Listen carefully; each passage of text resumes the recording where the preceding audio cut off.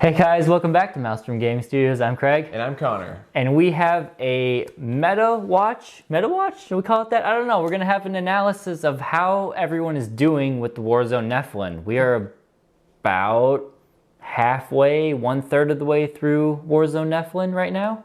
Do you like it, yes or no? It's all right. I kind of like it. I like it. Yeah. There are some tweaks that need to be done to some of the secondaries. Some faction secondaries are clearly not where some others are. So yes, they're definitely getting closer to bringing everything together.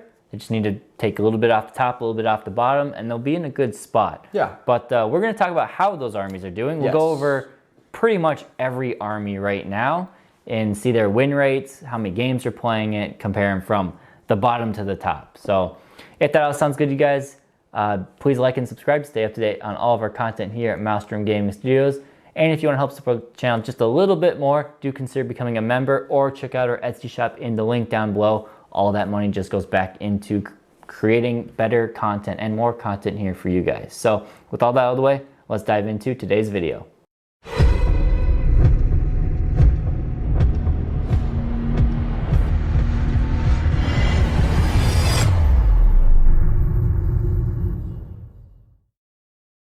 So like I said, we're going to be covering the win rates of each army today. This is going to be the win rate taking away mirror matchups because those just kind of mess with the stats there. And this is just Warzone Nephilim. All of the stats we got here is from the Warhammer 40k stat website. So we'll put the link in the description below if you want to play around. They have other ways to rank the win percentages and all of these stats. How they gather them are through, I'm 99% sure it's through the Best Coast Pairings app. Every 40k tournament, if you've been to one of those, they use that app to score the game. They keep all of that data and then they can sort it and filter it out like this. So that's where the data comes from. Thank you, Goonhammer, for putting this all together. It's awesome, and we're just gonna look at it. Yeah. So let's start with the bottom three. All right. The bottom three armies, as Craig has written, GW, send help. These guys are the absolute lowest win percentage, and it is the Death Watch at just below 35%. That is surprising to me. It is surprising. They have Armor of Contempt. They have some interesting weapons and squad loadouts. It's also, they do have a low amount of games as you see the number of games that people have registered with these. It is a lower amount, so not very popular, but even then, they're not popular and they're not doing well, which means probably only the dedicated few are playing it and not just people rushing to them. So yeah, well, they are a very unique Space Marine chapter. Definitely a sleeper hit. Next up, we have, unsurprisingly, the Astra Militarum.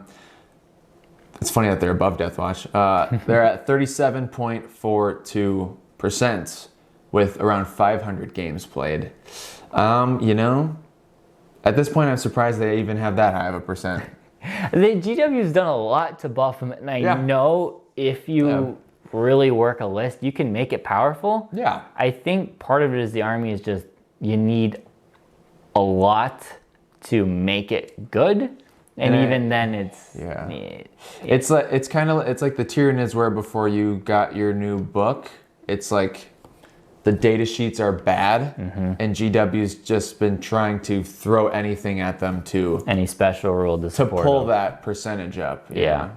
And I mean, I'm sure it's helped a little. A little bit. Yeah. They're probably lower before.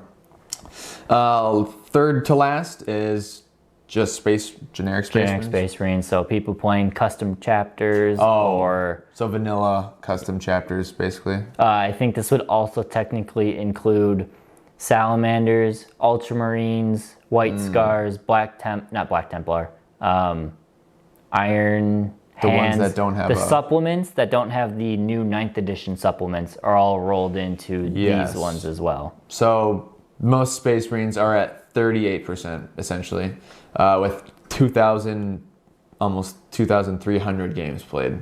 So that's a way bigger sample size. People love Space Marines. I think it's like the Necrons before they got this most recent set of buffs. Their 9th edition book was too early, and they don't have the crazy tools that the later releases. So then this is the lower third. So we have the bottom 3, and then it's the next 18. We broke up into 3 chunks of 6, and then the top 3. Okay. Yeah. I see. So this is, if you ignore the really bad ones, this is the lowest third. Yep. Okay. You want to start us off here with your Sure, boys? yeah. We have the AdMech, my purple robots.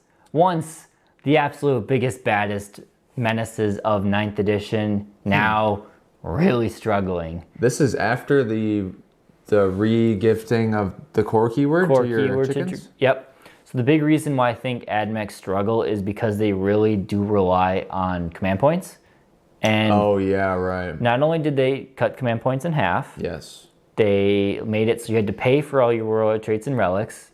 And AdMech were one of those armies that almost always played Spend 5 CP. 5 points, because you could have some, like a Rust Stalker Sergeant, you would put a relic and a warlord trait on the Rust Stalker Sergeant. And it was actually useful. Yes, and your Marshal, you'd put a relic and a warlord trait on him. Oh, yeah. Maybe a Skitarii Vanguard or Ranger, you would put a warlord trait on him. Well, there's like, I can think of like 2 relics or warlord traits that are auto-includes before Nephilim. Yep. Before the changes, yeah. And then on top of that, they're used to, okay, spending it, but now we have these CP to make our tricks work.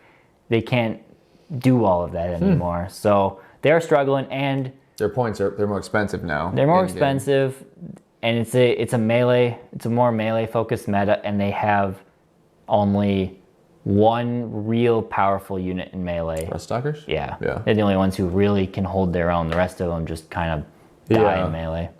It's sad. AdMech is really cool. Yeah. 500 games played for them. Now we've got the old Chaos Demons book, because the information is not really out yet on the new book. Yeah, when I took this, I don't think Chaos Demons, maybe there's, no, I think this, I cut off the data from before the first any real tournaments for the new codex, so. But the old book was at, wow, higher than AdMech. The old book was at 40%, with a very small number of games at 165. So I'm guessing this was all, as you put there, Slaanesh lists, Keeper of Secrets lists. Yep. I mean, yeah, they were still good. They could still be good, but if you strayed anywhere away from the 3 Keepers and Be'lakor list, then they didn't do anything really. For the most part. Some people could make them work, but generally speaking, they didn't do anything. The data sheets, and for them, their rules that weren't Keeper of Secrets and Slaanesh rules were just terrible. Excited to see what happens to them in the new stuff. I bet it will go up at least a little bit. Hopefully. Yeah. We got Dark Angels. Wow, this is surprising to me too. They're at about 41% wins with 852 games played. That seems low to me. Dark Angels. It does seem, I was a little surprised to see it that low as well. They have some really great units. They have some great units. Now, part of it, they do have a lot of games being played, relatively speaking. I wonder, Deathwing is very good, but I think if anyone's playing Ravenwing or Greenwing, it's not nearly as competitive. So if you could break up the stats to Deathwing, Ravenwing, Greenwing, you could. It would just take a lot of sifting through. Maybe they have a way. If you could look at all the lists. It would take a while. And so I bet you're right. I bet Deathwing would probably have much maybe closer, more average. much closer to 50%. I think Deathwing would have. Yeah. But yeah, those Dark Angels. Interesting. Space Wolves. They're best friends. Coming in and just under 44%. Yeah. With 646 games. That's not that crazy to me, actually. No, I know they're lacking a bit. There are some ways you can still play them very good or very well. We talked about it in a video we recently. We did talk about it, but in the grand scheme of things, they just aren't quite what they need to be to keep up with the rest of the armies. Some early Codex syndrome there for sure. A little bit, yeah. We've got my boys up next. They have fallen. They, not to an embarrassing level, but they used to be stronger. I think a huge part of it is Armor of Contempt. Yep. And the CP changes, strat changes. Yeah, that helps, yeah. Grand Answer, very stratagem-hungry army. They're at essentially 45%, a little bit below, and they have 1,000 games played. So it's good to see that there's still A lot of people playing there's them. a strong base of Grey Knight players. Yeah. Grey Knights are cool. But yeah, I think you hit it. The Armor of Contempt, you not getting it, and then most of your weapons being AP minus 1 and 2 By only. you mean my Dread Knights. Yes, Yeah. your Dread Knights. Sorry. I just use them so often. do. Craig thinks of them as me. Yeah. Your Dread Knights not getting it, and then AP minus 1 and 2, which is all your ranged weapons, really. The Dread Knight weapons, which is our strongest range weapons, Yeah. they essentially are losing their AP, or most of it. Yep. So They're still good. they're still good. I think a but, good Grey Knight player can still Oh, absolutely. mess people up, but in the meta. Yeah. Yeah. And now one that surprised me was that Gene Stealer Cult come in here What? at 44.71%, and 512 people are playing them. Higher than or have Grey played Knights. them. Higher than Grey Knights. That's crazy. I was a little shocked. I expected them to be in this lower third, but I would have swapped Grey Knights and Gene Stealer Cult. I didn't even notice that we hadn't mentioned them yet in this lower part. Now I also looked at I didn't put these stats on here because it would have been a lot to take in, and you can go look at it yourself, but the average victory points per game is what they're scoring. These guys were all, like in the 50s or whatever, if you take out the painting bonus. Jeez. Gene Stealer Cult were like 6 or 7 points above all of these, meaning Gene Stealer Cult, which was my thing, is they can score secondaries very well. They just don't survive to be at the end of the battle. Yeah. And Wait. also the number of games is 500, so not a lot, but not a little. Not a lot, and probably more dedicated Gene Stealer Cult people are That's what I playing was just them. thinking, yeah. I think, because I mean, if you know them inside and out, you can You do great things with them. you can win. It's just like Craig just said, they will die. It takes a lot. So interesting to see the cult there. So interesting. So far, the order is pretty much what I would have expected. Oh, yeah. With the exception, I would have thought the cult and the knights would have been switched for sure. But now that we just talked about it, it's not actually that crazy to me. No, it's not believe I mean, we're talking about like 0.3%. Yeah, so, they're about the same percentage. yeah. Huh. Now we'll go to the middle of the pack, the middle six. This is where it starts to get pretty interesting because these things are pretty good. But all right, let's check it out. So, oh wow, the bottom of the middle pack is Tau with 45.5%, with 1,800 games played. People are liking Tau still. That's a lot of games. It's a lot of played. games. Jeez. Wow. So Tau are at the bottom of the middle third. I definitely thought they'd be higher than that. Now, before Nephilim, I think they were much higher, but Well, they've gotten some nerfs. they've got a lot of point nerfs, a lot of special rule nerfs. Yes, the Montka nerf for sure. Yeah. Huh. So, that's Tau. Craft World are coming in at 46.76%, with 1,427 games played. That makes some sense to me, though. They're I a little think complicated. They're a little more complicated. They did get some nerfs, but 46%. It's respectable. That's really where you want to see your army kind of. Yeah. That's the lower end. If you could get all of these armies we already mentioned up to about 46%, that would be perfect. But 46, Yeah, it's not bad at all. yeah. We have the Old Kings, the original King Yeah. of 9th edition, the Drukhari, at 47.38%. Number of games only 656, lower than maybe people are a little burned down on their Drukhari. Maybe a little bit. But like we just said, it's a totally respectable number. Frankly, it's impressive that they've endured like 4 rounds of nerfs, and they're still this high up on the They're list. still dead center of the pack, yeah. Wow. Yeah. Drukhari are just a really solid army. They are a at good 9th. one, yeah. It's a great codex. The Thousand Suns now come in at 47.74% with almost 1,300 games being played. It's a lot of I games. think these guys are one of the bigger movers in Nephilim with a lot of the changes they put in the balanced data slate. Yep. They have a lot of stratagems, but they didn't rely on them as much as other armies.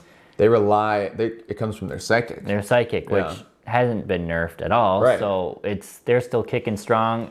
Armor of Contempt combined with all his dust It's is very good. just a really great combo, for sure. And then one that surprised me actually as well was Orcs are coming up at 48.75%, with still almost 1,300 games being played with the orcs. This is the second giant surprise. This is the other big surprise. Again, at least in our local area, I don't see orcs ever. Also, think about how often you see people upset at how weak orcs are. A lot of people complain about how weak orcs are. So, wow. These 1,200 people or 1,300 people, well, obviously it's not 1,300 people, it's people playing a lot of games with them, but still, that's a lot of games being this is crazy. Yeah. Being dedicated towards it. That's above middle of the pack, slightly. Yes, it is. Huh. Yeah, they're in the top half. Top half of the pack. Very interesting. Okay. At the top of the middle of the pack, we have the new Chaos Space Marines at about 49% with almost 3,000 games played. Yeah. So, yeah, they have a bunch of awesome stuff. They're not completely broken. Which is great. Because this is the sign of new things coming out are not... Yeah. So when this... if I remember this right, Chaos came out... Month ago? No, a couple months. They came out right before Nephilim. So these are people really starting to play the Chaos into their own. But yeah, that seems like a pretty well-balanced codex. I wouldn't expect too many changes then in the balanced data slate for them. So very interesting. Great job, GW, for getting a pretty balanced codex right off the bat. Good job on that codex. Now we are into the upper third, minus the top three, but these armies are almost all of them are over the 50% mark. I am so shocked at this. There are two things on here that I'm not shocked about, and the rest I cannot believe are up this high. Okay. So rounding out the last army to almost get to the 50%, but not there, are the Blood Angels, the strongest of the Space Marine factions, and really that comes off the back of the Sanguinary Guard. Yes. They are so good right now. They have been good the entire 9th edition. They've been good since all of 9th. Since the Codex came out. And even better when Armor of Contempt came out, because they are one of the few powerful melee models that have a 2-up save and still get Armor of Contempt. Great power weapons, great movement, great buffs. Great stratagems. Great abilities put on them. Yeah. Yep. So they're very good. Coming at 49.09%. And honestly, 49% is perfect. Yeah. That's because that takes in account draws. Now draws are a lot less common in this than other cases. Yes. But takes out draws, and we did remove mirror matches. So as Blood Angels are about as perfect as any army right now. Yeah. I'm happy that there's a vanilla Marine. A Marine faction that's actually doing good. well, yeah. I'm happy about that. Next up, we have Chaos Knights. This is what was interesting to me. Same with, we haven't mentioned Imperial Knights yet. They're even higher. Number of games played, almost 1,500. That's crazy. Yeah, Chaos Knights, another one of the newer armies. So people are loving Knights. I guess, they're an easier army to put together. You only need easier. 7 models, 8 models or something. Yeah. I don't really watch a lot of battle reports with them. It's not my particular favorite thing to watch. Sure. Knights gameplay, but I guess they're good. They have a lot of cool abilities and decent secondaries, if I remember right. So, cool. Okay. Chaos Knights. Yeah, that's cool. Next up, we have Death Guard. I think it's really cool that Death Guard are up this high. Yeah. They're at 52.62% with almost 2,000 games played. Wow. It's a lot of games played, and that's a really high win percentage. Yeah.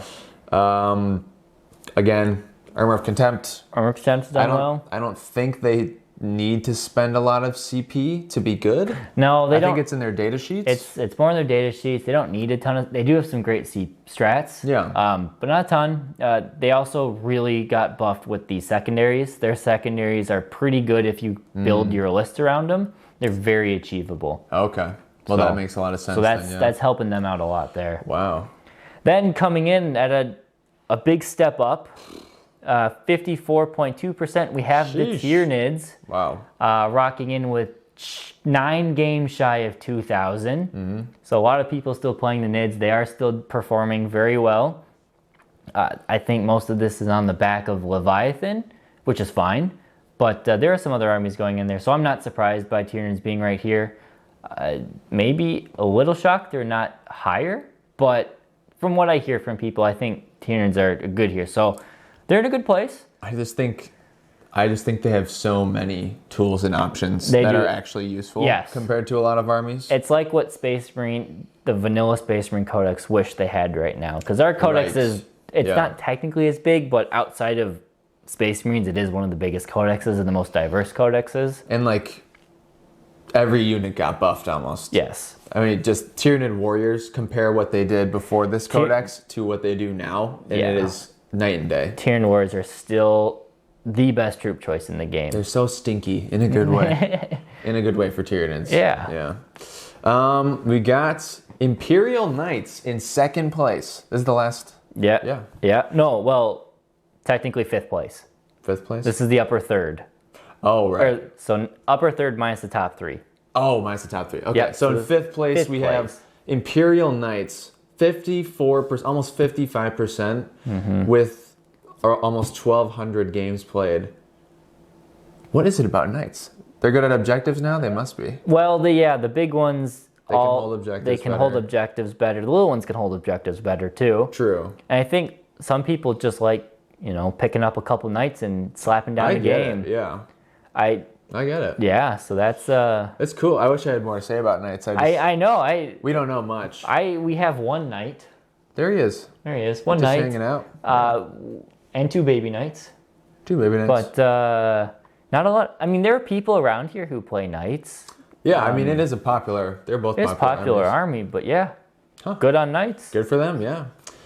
In fourth place, the Adeptus Custodes. So awesome. They are also almost at 55%, around 1,400 games played. Even though they didn't get Armor of Contempt, which apparently a lot of people are upset about. And if you think about it lore-wise, it's weird. It is a little weird. It makes no sense. I think if they did get Armor of Contempt, they would be totally broken. Yes. Probably. Yes. But apparently they don't super need it because that's a great win percentage. I think they just have a really solid set of 10 units, 10 data sheets, which is the entire codex. They're powerful, they're durable, and they can play that. The game is durable melee trading with some secondary play, and the Custodes do very well at durable melee. It's interesting because their secondaries aren't that good. I was checking them out recently. But I guess they're probably just good at the game itself. And they're probably using some generic ones too. But yes, I think they play the primary pretty dang well. Yeah. Cool. Yes, there you go. Custodes. And now into the top three. Hilarious. Now let me just go back. So this top win rate, so we had 54.45, 54.49. And then this next one is 56.78. So another big jump in the percentage here. And this is the Adeptus Sororitas running in with almost 1,900 games. So really these top armies are all seeing a good amount of games being played with them. Right. And I mean, I think we can say the sisters are just doing really well right now. And a lot of that is on the back of their secondaries are super achievable. I think the sisters accidentally became the perfect army for Nephilim, or like one of them. Yeah. With Armor of Contempt. With Armor of Contempt. Because they're cheap. They have decent durability. Decent durability with the 3+ armor, and you combine that with Armor of Contempt, it's cheap and super durable now. They've got it's easy to field a lot of small units for doing actions, like what Gene Stealer Cult do, except you're, way more durable. Sisters have actual armor. And ranged output. And if you're playing Bloody Rose, you actually play kind of similar to Gene Stealer Cult. Play very scary melee. Yeah, extremely high amount of attacks. Their some of their units got cheaper. Their sword and board ladies got cheaper. What are they called? Sacrosands. And then their jumpy, stabby ladies. I know the name so well. No, we're gonna get this. We'll get it. I was just playing Dawn of War recently. Are they in Dawn of War? Yeah. The jumpy, stabby ladies? Oh, not jumpy, stabby ladies. Oh. The pistol ladies. Oh, well. You're talking about the other ones? I'm talking about the stabby ones. Okay, never mind. Those ones I think got it like a couple points bump or cheaper, and they didn't need it. Do they have 3+ armor? Yeah. And And they're running around with power swords and everything. So Oh, they're boy. very good. Okay. So Sisters doing really well. Wish we had our Sisters army up and ready to show off on the channel, but they'll happen eventually because they're also an awesome They army. are awesome army. Yeah. Next up, in second place with by far the most amount of entries, Yep. the Necrons have a 57% win rate with almost 3,000 number of games. Yeah. What happened? They just got so buffed through the roof? The Silent King is insane? Everyone who bought the Indominus box set is like, hey, I got a Necron army. Hey, they're good now.